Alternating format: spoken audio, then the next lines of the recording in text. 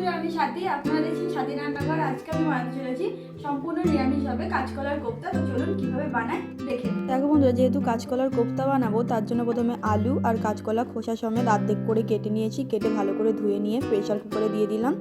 দিয়ে এতে কিছুটা পরিমাণ জল দিতে হবে। ওতে তারপর একটু নুন হলুদ দিয়ে ভালো করে এটা নাড়াচাড়া করে এটা প্রেসার কুকারের ঢাকনা আটকে দিয়ে গ্যাসে 2টো সিটির জন্য বসিয়ে দিলাম। তারপর এখানে আমি কিছু মশলা করে নেবো। প্রথমে এখানে 5-6টা মতন কাজু বাদাম নিয়ে নিলাম। তার মধ্যে এবার দিয়ে দেবো 2 চামচ পরিমাণ পোস্ত দিয়ে অল্প জল দিয়ে এটাকে খুব ভালোভাবে মিহি পেস্ট করতে হবে।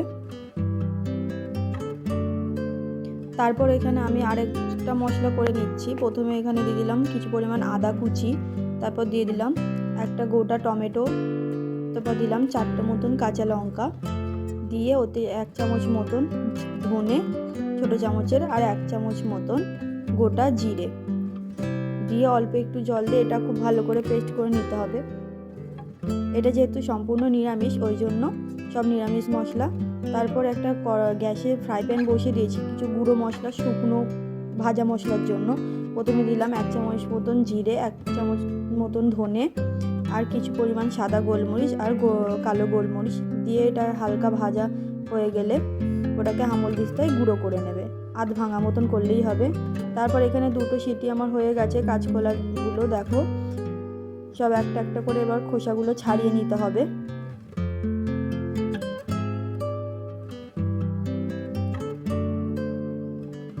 কাঁচকলাগুলো কিন্তু 2টোই সিটি মারবে, নালে কিন্তু বেশি গলে যাবে আর লাল লাল করবে জিনিসটা তখন। এগুলো আমার ছাড়ানো হয়ে গেছে। আমি যেহেতু গরম একটা হাতার সাহায্যে এটাকে খুব ভালো করে ম্যাশ করে নিচ্ছি। তোমরা একটু ঠান্ডা করো, এটাকে ভালো করে ম্যাশ করে নিতে পারো। এটা ভালো করে ম্যাশ করা হয়ে গেলে এতে এবার দিয়ে দেবো কাঁচা লঙ্কা কুচি আর আদা গ্রেট করা। তার মধ্যে দিয়ে দিলাম কাজু কিশমিশ, যেহেতু এটা নিরামিষ এগুলো কাজু কিশমিশ কুচিটা দিলাম যাতে মুখে ভালো টেস্ট লাগে। তার মধ্যে দিয়ে দিলাম সেই ভাজা মশলাটা, তারপর দিয়ে দিলাম লবণ,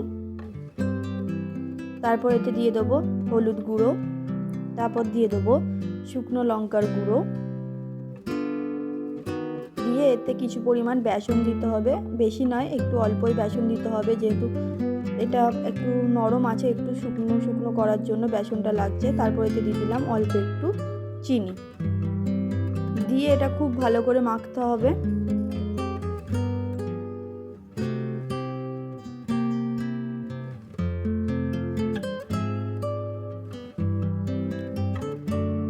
তো দেখো এখানে আমার এটা খুব ভালো করে মাখা হয়ে গেছে।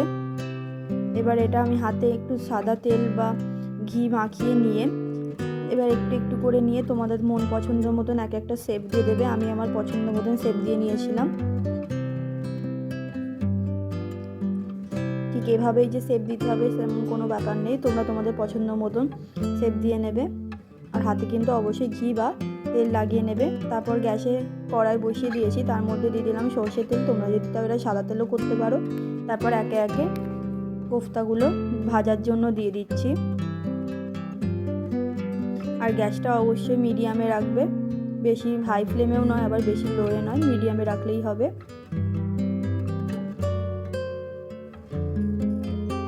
দেখো আমার এক পিঠ হয়ে গেছে, আর এক পিঠ আমি উল্টে দিচ্ছি।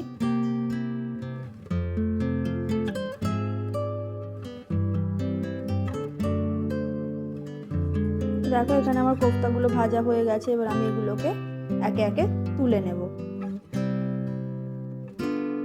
আর এতে যদি বন্ধুরা তোমরা আলু একটু কেটে আলু ভেজে দিতে চাও গ্রেভিটার মধ্যে দিতে পারো। আমি দিয়েছিলাম, আমি ওইটা ভিডিওতে তুলিনি। তোমরা যদি না দিতে চাও নাও দিতে পারো। তারপর ওগুলো ভাজা হয়ে গেলে এতে কিছুটা পরিমাণ দিয়ে দিলাম সর্ষের তেল, তারপর দিলাম একটা গোটা তেজপাতা আর 1/2 চামচ মতন সাদা জিরে, তারপর ওতে দিয়ে দিলাম একটা গোটা শুকনো লঙ্কা।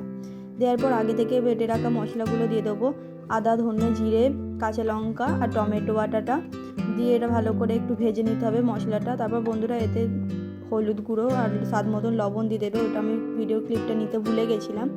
তারপর এতে দিয়ে দেবো কিছুটা পরিমাণ লঙ্কার গুঁড়ো, তোমরা তোমাদের ঝাল অনুযায়ী দেবে।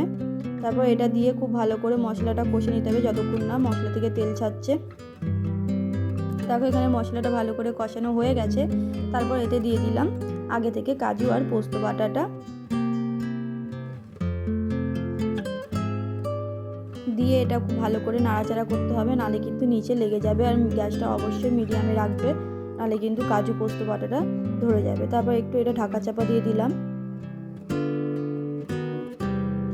তো দেখো এখানে আমার মশলাটা খুব ভালো করে কষানো হয়ে গেছে।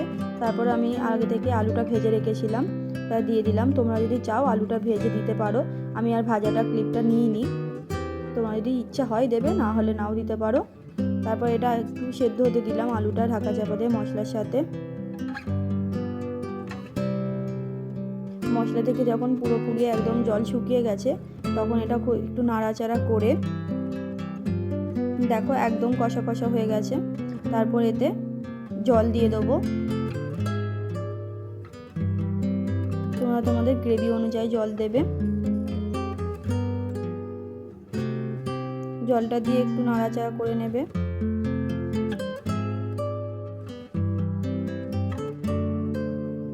দিয়ে এটা একটু ঢাকা চাপা দিয়ে ফুটতে দেবো। যখন এটা ফুটে আসবে, তো দেখো এখানে আমার ঝোলটা ফুটে এসেছে, তখন এবার এতে আমি আগে থেকে ভেজে রাখা কোফতাগুলো দিয়ে দেবো। আর জলটা একটু বেশি দিলেই আমার মনে হয় সব থেকে ভালো হবে, কারণ এটা কাঁচকলার কোফতা যেহেতু, এটা লাস্টে যখন নামানো হবে কিন্তু এটা টেনে নেবে জলটা অনেকটাই। তো দেখো কোফতাগুলো দিয়ে আমি চাপা দিয়ে রেখেছিলাম। তারপর এটা যখন ফুটে গেছে, নামানোর টাইম হয়ে গেছে, তখন এতে এবার আমি কিছুটা গরম মশলার গুঁড়ো আর ঘি দিয়ে দেবো। দিয়ে এটা আমি এবারে নামিয়ে নেবো।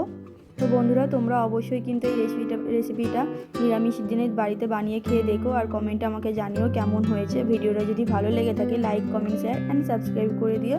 আর ভিডিওটা এতক্ষণ দেখার জন্য ধন্যবাদ।